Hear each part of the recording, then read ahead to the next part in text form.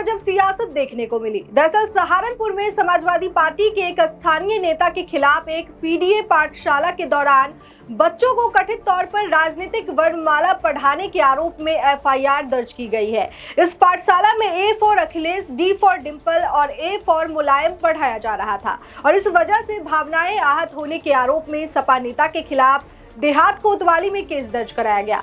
हालांकि पार्टी प्रमुख अखिलेश यादव ने इस मामले में केस दर्ज के लिए जाने की निंदा की है। वहीं अपर पुलिस अधीक्षक व्योम बिंदल ने 3 अगस्त को एक मीडिया रिपोर्ट को बताया कि रामपुर मनिहारन क्षेत्र में रहने वाले मैम सिंह ने देहात कोतवाली में तहरीर देकर सपा नेता के फरहाद गाडा पर आरोप लगाया कि वो पीडीए पाठशाला में बच्चों को ए फॉर एप्पल की जगह A for Akhilesh, B for ball की जगह बाबा साहेब, डी फॉर डिंपल और एम फॉर मुलायम सिंह यादव का पाठ पढ़ा रहे थे। इससे लोगों की भावनाएं आहत हुई है। केस दर्ज मामले में जांच शुरू हो गई है। ये मामला तब सामने आया जब रामनगर में फरहाद गाडा के आवास पर कथित तौर पर एक वीडियो बनाया गया और ये वीडियो जल्द ही सोशल मीडिया पर वायरल हो गया। इस वीडियो में दिख रहे बच्चे कथित तौर पर एक प्राइवेट स्कूल के छात्र थे और स्कूल में वर्दी पहने हुए थे।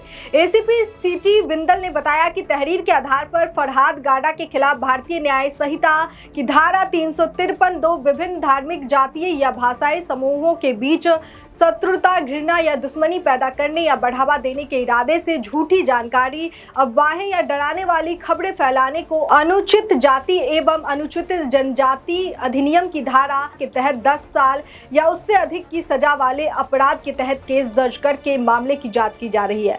केस दर्ज कराने वाले शख्स का आरोप है कि सपा नेता फरहाद ने पीडीए पाठशाला के नाम पर जिन बच्चों को ये पाठ पढ़ाया वे बच्चे किसी प्राइवेट स्कूल से लाए गए थे। बच्चों ने उस स्कूल की ड्रेस भी पहन रखी थी। सपा नेता ने गांव रामनगर में अपने घर पर बनाए पीडीए पाठशाला का वीडियो सोशल मीडिया पर डाल दिया और ये जल्द ही वायरल हो गया। इसके बाद से इस पर सवाल उठने शुरू हो गए थे। इस बीच पीडीए पाठशाला से चर्चा में आए फरहाद गाडा ने अपना बचाव किया और कहा कि पीडीए पाठशाला सिर्फ वर्णमाला सिखाने पर केंद्रित नहीं थी, बल्कि इसका मकसद बच्चों को समाजवादी विचारधारा के महापुरुषों से परिचित कराना था।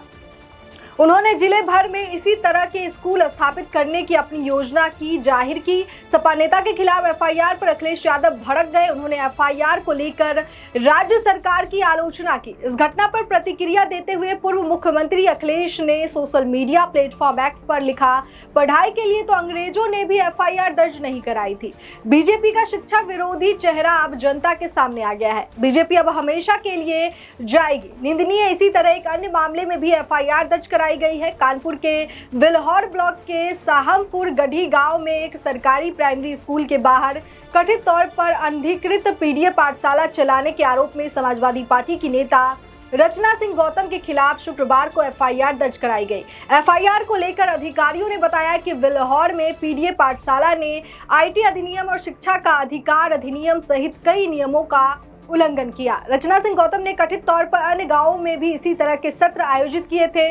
भदोही में भी शिक्षा से जुड़े एक मामले में एफआईआर कराई गई है। पुलिस ने भदोही में एक अन्य सपा नेता समेत 1 दर्जन अन्य लोगों पर राज्य सरकार की कम नामांकन वाले स्कूलों के विलय की योजना के विरोध में स्कूली बच्चों को कथित तौर पर शामिल करने के आरोप में मामला दर्ज किया है। इस एफआईआर में सरकारी परिसर का दुरुपयोग करने, गलत सूचना फैलाने और बच्चों का राजनीतिकरण करने का आरोप शामिल है। स्कूल परिसर के पास बच्चों को कथित तौर पर राजनीतिक नारे और सपा के पीडीए दलित अभियान से जुड़े संदर्भ पढ़ाए गए। तो इस खबर पर आपकी क्या राय है? कमेंट करके हमें जरूर बताएं। बाकी देश और दुनिया की तमाम खबरों के लिए देखते रहिए लोकहित क्रांति न्यूज। नमस्कार।